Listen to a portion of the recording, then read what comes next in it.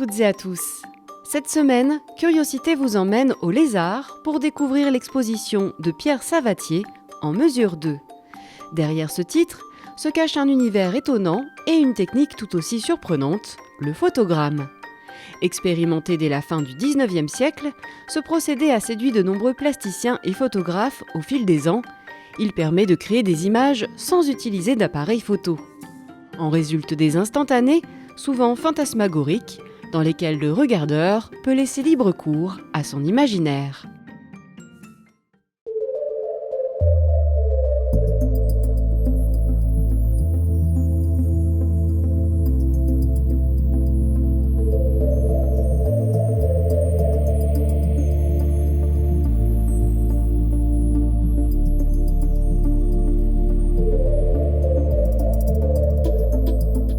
J'ai conçu l'exposition avec une série d'œuvres qui se renvoient les unes aux autres, particulièrement par la façon dont la lumière intervient dans les photogrammes que je fais. Alors, cette exposition s'appelle En mesure 2. Je ne voulais pas du tout un titre illustratif ou un titre programmatif, mais plutôt un titre qui questionne. La relation à la mesure, c'est quelque chose qui est présent dans mon travail de photogramme depuis le début. Les premiers photogrammes que j'ai faits sont des photogrammes sur une photographie, c'est-à-dire au moment du tirage d'un cliché photographique, en posant des instruments de mesure sur le papier, pour questionner justement la relation de la photographie avec la mesure. En photographie, on mesure le temps, on mesure la lumière, on décide de la taille, on décide du point de vue. C'est un travail très visuel, très matériel, mais la précision et la mesure comptent beaucoup.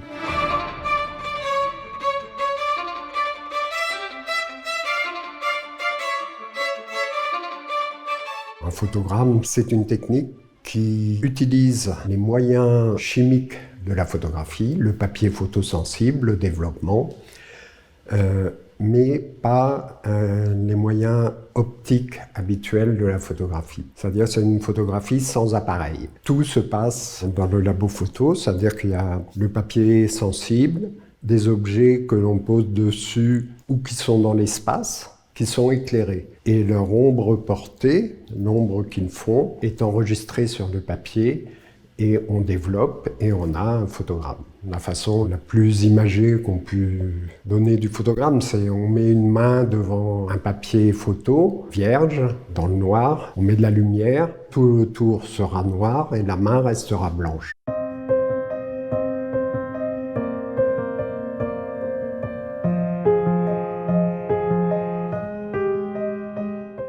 La couleur, c'est plus compliqué parce que la relation positif-négatif inverse les couleurs et il faudrait accepter ça.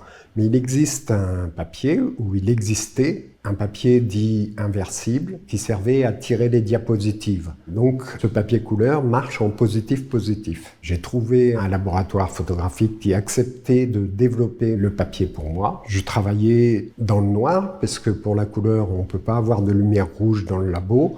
On est dans le noir complet. Je portais mon papier à développer, je le roulais, je l'emmenais dans une boîte et je le portais au labo. Et il sortait de la machine. C'est un plaisir très étonnant de voir apparaître quelque chose qu'on a fait plusieurs heures avant. Ça donne pas ce qu'on voulait, ou on retrouve quelque chose qu'on avait imaginé. J'ai beaucoup travaillé avec ça. Et puis il y a un moment, l'industrie photographique a arrêté la fabrication de ce papier.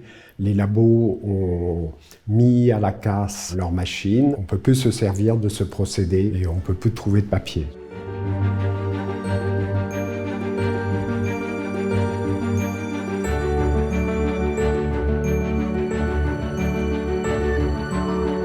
Mes photogrammes, ce n'est pas un catalogue d'objets. Je cherche des objets qui puissent créer un espace avec la lumière sur le photogramme.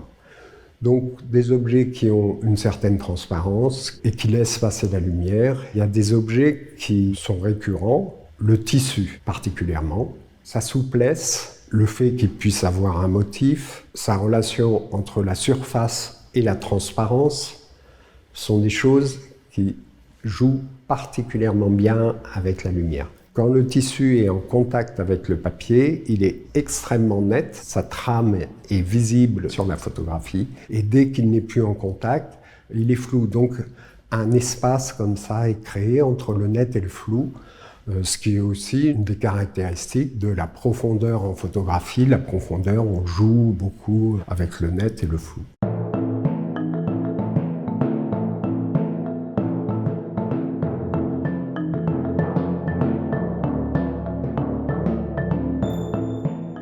Il y a une œuvre ici qui s'appelle Goutte d'eau grande numéro 6. Il y en a 7 en tout de cette série. Le titre de mes œuvres renvoie pratiquement toujours à l'élément qui m'a servi à faire le photographe. Donc ce qui est éclairé sur le papier photographique, ce sont des gouttes d'eau.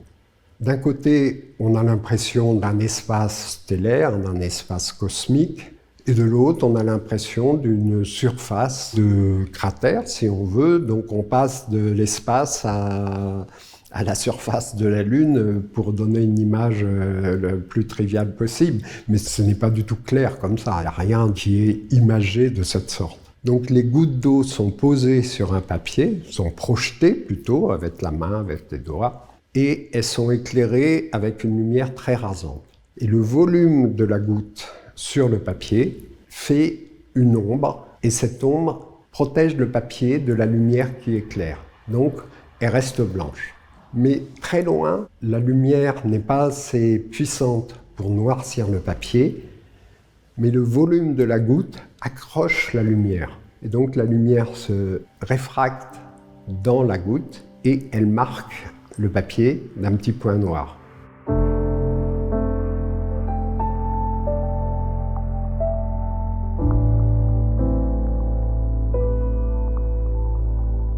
Les gens connaissent la photographie aujourd'hui avec le numérique et plus du tout avec l'argentique. C'est quelque chose qui change la perception. J'ai plusieurs fois eu des questions sur savoir si mes photographies étaient générées par ordinateur, si c'était un travail...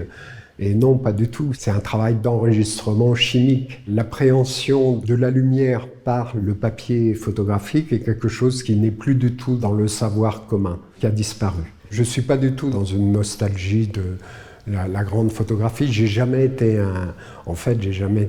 un photographe. C'est-à-dire que je n'ai jamais su faire des photographies en extérieur, attraper les choses, les développer. Je ne regrette pas, les savoirs évoluent. Le labo qui traitait le papier couleur, ils m'ont prévenu qu'ils allaient arrêter. J'ai épuisé le rouleau que j'avais en stock et puis c'était fini. Je me suis dit, bon, qu'est-ce que je vais faire maintenant? Avec quoi? Est-ce que je fais que de la photographie noir et blanc ou est-ce que je trouve un autre moyen de faire de la couleur? Et ça m'a amené à essayer le scanner. Il y a 3 œuvres ici qui sont des scanogrammes. Je ne regrette pas et je ne cherche pas non plus à être un musée des arts et techniques ou au XXIe siècle, être un découvreur de la photographie qui va refaire tous les bains lui-même. Et c'est pas du tout mon esprit. Je me sers de ce que je trouve.